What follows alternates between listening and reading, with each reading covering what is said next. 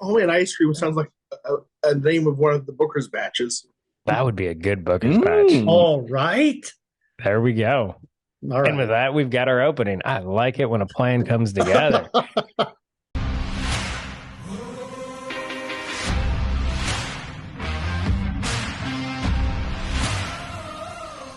So here we go. We are going to keep working through this Booker's bracket.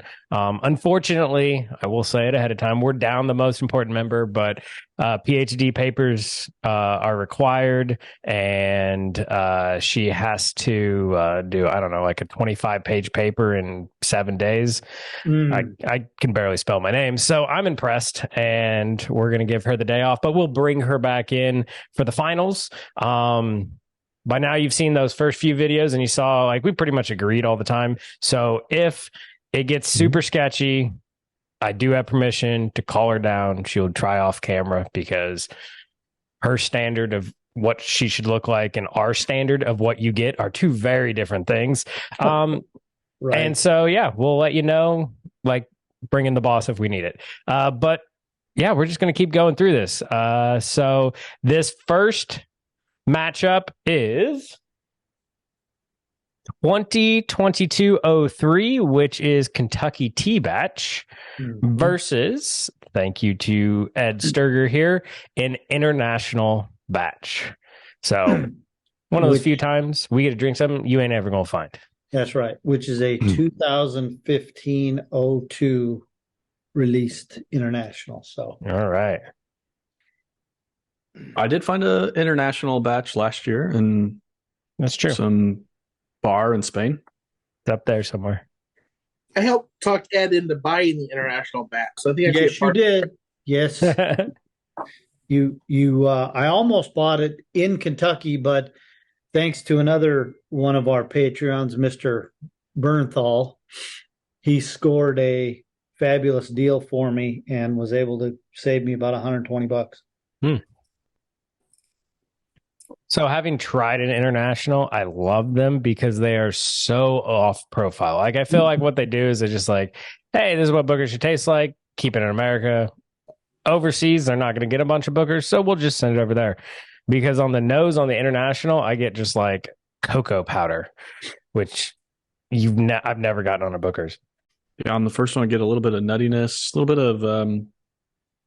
bit of citrus, so lemon peel. I'd say they're both fairly light. Yeah, neither one of these just jump out of the glass.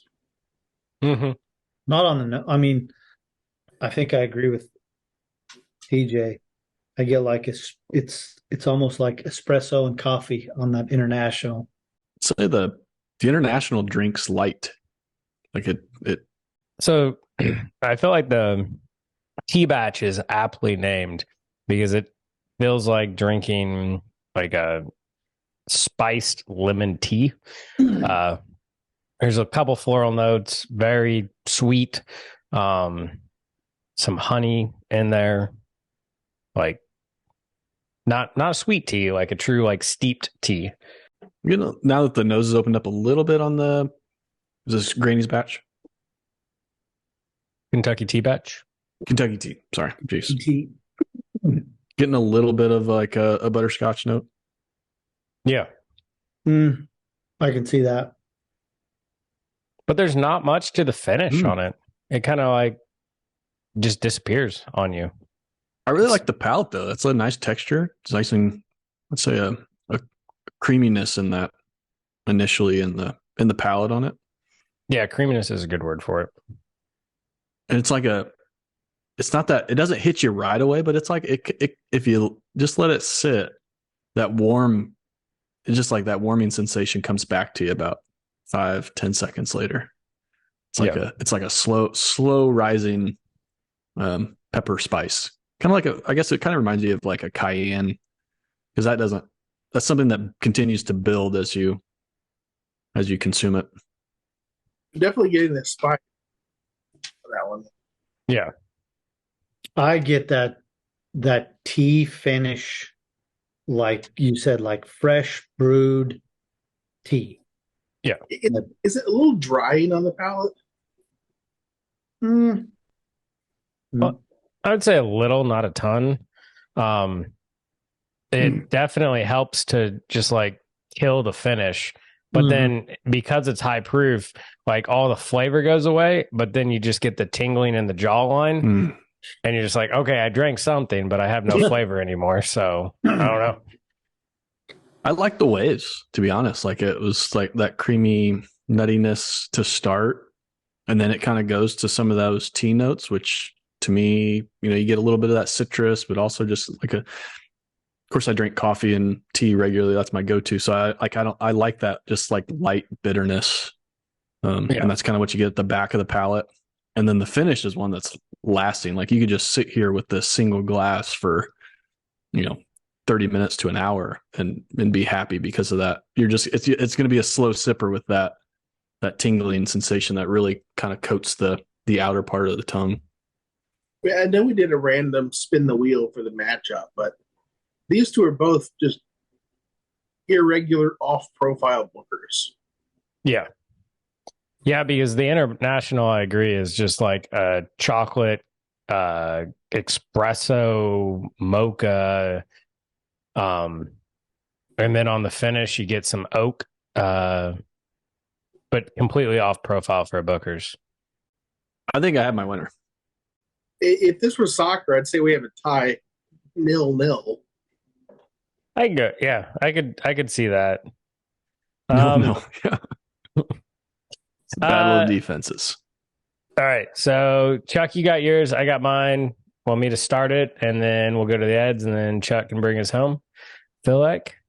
All right. So as much as I want to say International, because I love the coffee and chocolate and everything like that, I like the honey, sweetness, complexity of the Kentucky tea batch with all the flavors that are involved. I only bring it down because of the finish, but overall, at least the complexity, creaminess, everything like that, I enjoy just a little bit more. So I'm going to go with the tea batch. All right. Well, I'm going International because to me, it's a little more bold and it stays on the tongue a little longer. It's a little more viscous. I like that chocolate mocha. And I do get a hint of the dusty peanut way in the back. So that edges it for me. So I'm going International. They're both fabulous. They're both really good, both great drinkers. They're not, for what, 125 proof? They're scary, dangerous to drink. Yeah. So I'm going International. I may have to go tea batch, but it's not enthusiastic support. It's closer to what I like about Booker's. Yeah, and to round it out, we do not need an arbitrator in this matchup. I'm going tea batch as well. I really like the ride that it took me on, to be honest. Like from, say, maybe a little bit lacking in the nose, but both of them were. But I just got the waves of flavor and complexity. Is it my favorite Booker's batch? I don't think so. I guess to be determined. But I thought it won this matchup. Yep. Sweet. Sounds good. Fair enough. I wonder what beats Kentucky tea in the next round. Yeah, that's basically what I feel like.